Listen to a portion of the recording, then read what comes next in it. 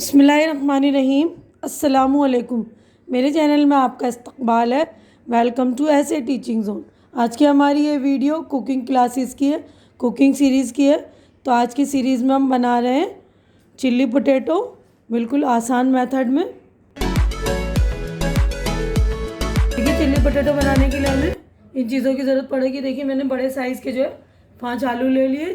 तो आप लोग भी बड़े साइज़ के इस तरह आलू ले लेंगे, जिससे हम लंबे लंबे पीसीस करेंगे, है ना। और 1 चम्मच नमक लिया है, और ये देखिए आधा चम्मच जो है फूड कलर लिया है मैंने, और 1 चम्मच काली मिर्च पाउडर लिया है, और यहाँ पर मैंने 1 कप जो है मैदा लिया है। तो आप मैदे की जगह कॉर्नफ्लोर का भी इस्तेमाल कर सकते हैं। तो मैं आपको पोटैटो मतलब यहाँ आलू काट के बताती हूँ किस तरह लंबे लंबे हम स्लाइस में करेंगे। तो देखिए, इसको मैंने इस तरह अच्छे लंबे लंबे पीसीस में कर लिए, लंबाई में काट कर खड़ा खड़ा पहले काटा है उसको। फिर देखिए इस तरह फिंगर की तरह हम बना लेंगे, है ना। तो अब इसमें हम इसको अच्छी तरह से धो लेंगे। इसका स्टार्च हम जो है अच्छी तरह से निकाल लेंगे। तो देखिए, हमने अच्छी तरह से धो लिया, इसका पानी भी बिल्कुल अच्छी तरह से निकाल लिया। इसमें सारी चीज़ें ये डाल लेंगे हम फ्राई करने के लिए। तो नमक पहले डाल रहे हैं हम। देखिए, ये नमक, इसको मिक्स कर लेते हैं। काली मिर्च का पाउडर और ये कलर, ठीक है, ये भी डाल देते हैं हम।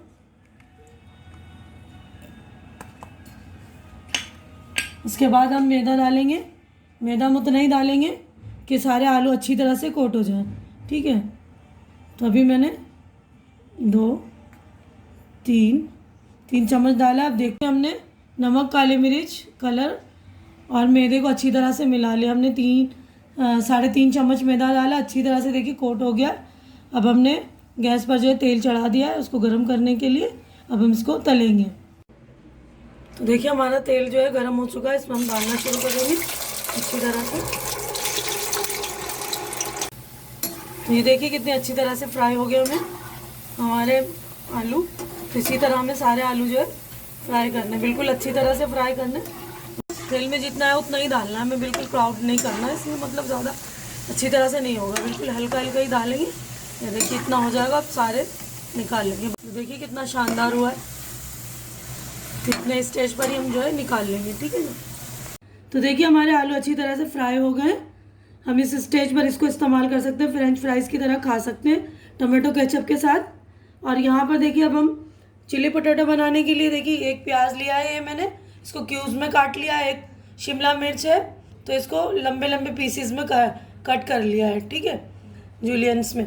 अब यहाँ पर मैंने 1 चम्मच अदरक और 1 चम्मच लहसुन का पेस्ट लिया है, और 2 चम्मच टमाटो केचप है, आधा चम्मच डार्क सोया सॉस है। ये डार्क है मेरा, सोया सॉस तो आधा लिया है मैंने। अगर आपका लाइट सोया सॉस है तो आप 1 चम्मच लेंगे। और 2 चम्मच मैंने रेड जो है चिली सॉस लिया है, शेजवान सॉस जिसे बोलते हैं हम।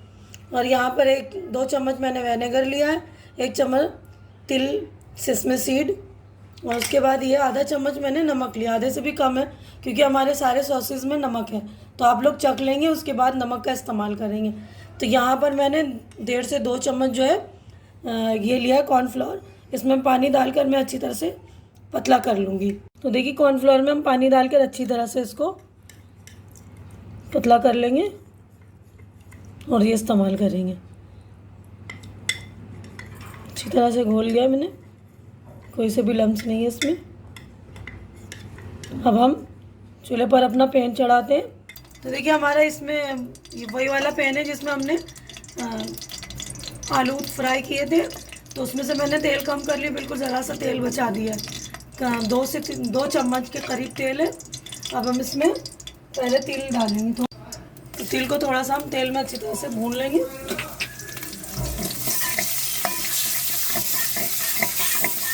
अब हम लहसुन और अदरक का पेस्ट डालेंगे यहीं पर, इसको भी भून लेंगे। फ्लेम को हम स्लो कर लेंगे। देखिए, हमारा लहसुन अदरक भून गया। यहीं पर हम शिमला मिर्च और प्याज भी थोड़ा सा सौते कर लेंगे।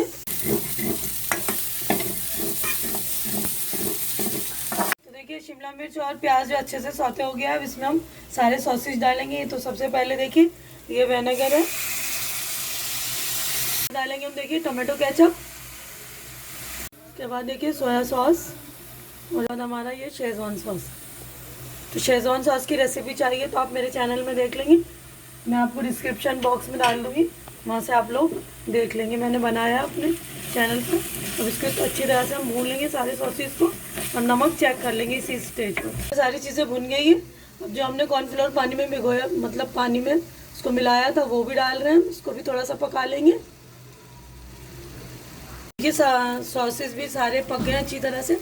तो यहाँ पर मैंने चखा है तो थोड़ा सा नमक कम है, तो वही वाला नमक जो हमने आधा चम्मच से भी थोड़ा कम लिया था उतना ही डालेंगे। तो आप लोग भी चख लीजिएगा, उसके बाद ही डालिएगा। अगर ज़रूरत है तो डालेंगे, नहीं है तो उसी में मतलब काम चल जाएगा हमारा, क्योंकि हमारे सॉसेस में भी नमक होता है, आलू में भी हमने पहले नमक डाला। तो ये यहाँ पर मुझे कम लगा है तो मैं डाल रही हूँ। इसके बाद हम ये अच्छी तरह से भून कर हम आलू यहीं पर डाल लेंगे अपने। तो यहीं पर हम अपने सारे आलू डाल रहे हैं। सारे सॉसेज वगैरह भुन गए, सारे प्याज और चीज़ गया अच्छी तरह से। अब हम इसको अच्छी तरह से वो करके पका कर यहीं पर हमारा जो है पोटैटो, चिली पोटैटो कंप्लीट हो गया।